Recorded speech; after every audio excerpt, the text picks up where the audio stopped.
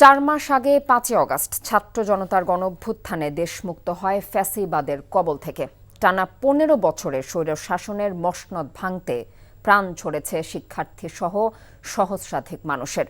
শুরুটা কোটা সংস্কার আন্দোলন হলেও তা শেষ হয় সরকার পতনের মাধ্যমে বৈষম্যহীন গণতান্ত্রিক সমাজ গঠনের আকাঙ্ক্ষায়। রাজপথে শিক্ষার্থীদের রক্তঝরা আন্দোলন জুলাই থেকে অগাস্টে গড়াতে রূপ নেয় সরকার পতনের এক দফা দাবিতে।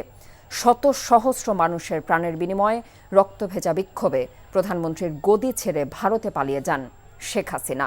4 মাস আগের এদিনে তাসের ঘরের মতো ভেঙে পড়ে 15.5 বছরের ফ্যাসিবাদী শাসন।